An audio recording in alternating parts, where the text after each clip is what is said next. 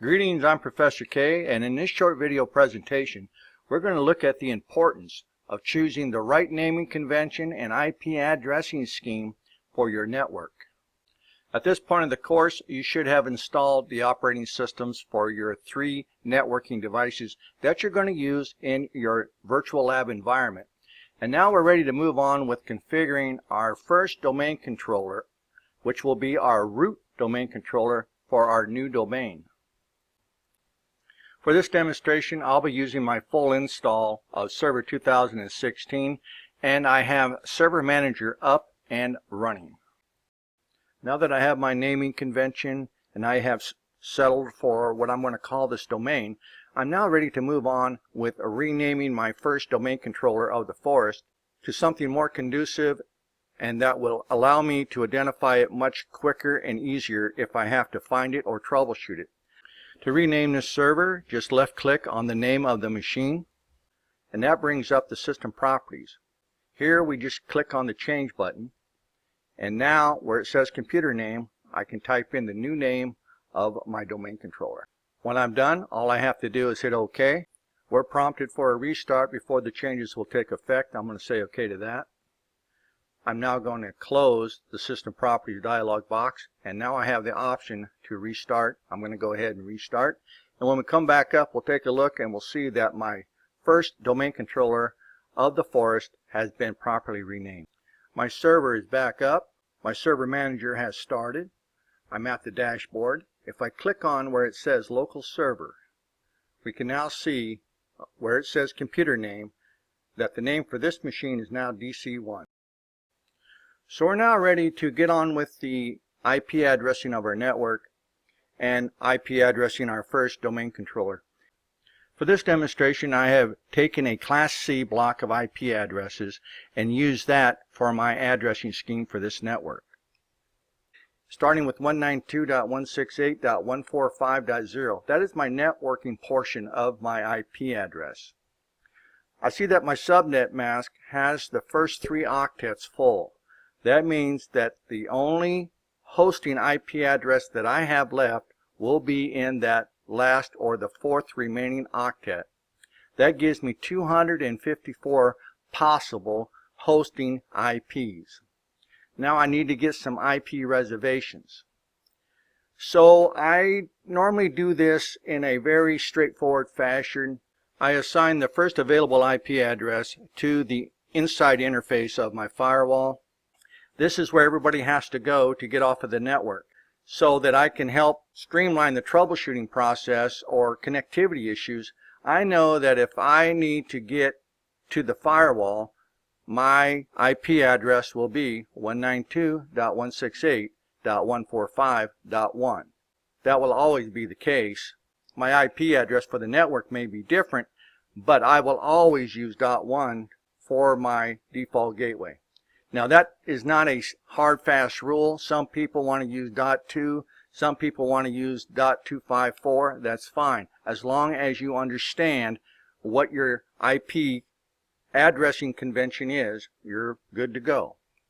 So I've taken the .1 from that first small block that I have reserved, starting with .1 through .9 of my IP addresses available for my hosting.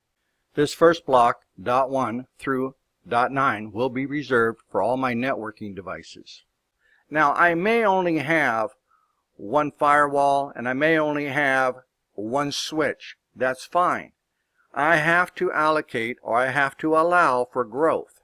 Normally, I like to allow for at least 50%, if not 100% of growth, but I know that if I need more IP addresses, let's say I need more than 2, I'll have them reserved, and there will be no need for me to redesign my IP scheme.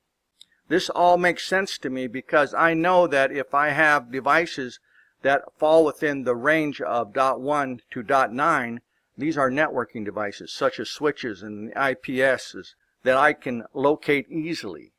So what about my servers? Well, for them, I'm going to set aside the IP addresses starting with .10 all the way up through .19. Yes, I'm only going to have 2 servers on my network, but I have to allow for growth. So if over the next 5 to 7 years I have to add 5 or 6 new servers to my network, I will have the IP addresses reserved to accommodate them. Now, printers are one of those resources that everybody wants to have. So make sure that you allocate enough IP addresses for your printers so that I can find my printers and identify them much easier. I am going to set aside or reserve the block of IP addresses starting with .20 all the way up to .29. Now that leaves me with IP addresses starting with .30 all the way up to 254 for my host, that is to say the workstations. So now if I only have 10 or 20 workstations, I have plenty of IP addresses in reserve for additional hosting as needed. Now, a word of warning. If you allow individuals on the network to bring their own devices and they have to connect wirelessly, you will want to make another reservation for those individuals so that they don't consume all of your IP addressing and then walk away without it being released. You'll soon find yourself short of IP addresses if you don't.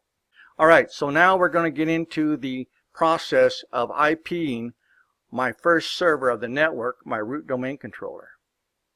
Now that my server manager has completely refreshed, I can click on that second option where it says local server. That brings up the properties for the server inside of the center window pane. And I can scroll on down where it says Ethernet. Move on over just a little bit to the right, we come to where it says IP version 4 address assigned by Dhcp, and it also says it's IP version 6 enabled. If I click on this with my left mouse button just once, it brings up my networking connections. I find my local area connection. I'm going to right click on it and I'm going to go to Properties. Under Properties, I'm going to find where it says Internet Protocol version 4 and in parentheses TCP/IP version 4. I'm going to go ahead and double click that, and that brings up the properties for my Internet Protocol version 4. Now currently this server is receiving its IP address dynamically from either the VirtualBox DHCP server or the VMware DHCP server. Now I'm going to go ahead and click on this option right here where it says use the following IP address. This is how we're going to assign a static IP address to this machine. In this first box where it says IP address, in the first octet I'm going to type in 192, then I'm going to type in 168, then in the third octet I'm going to type in 145, then this last octet, octet number 4, that's for the host IP addressing. Now remember, I reserved for my servers IP addresses starting with .10 all the way up to .19. So I'm going to give this machine the first IP address in that block. I'm now going to hit my tab key. That tabs me on down to the subnet mask. We can leave the default gateway blank.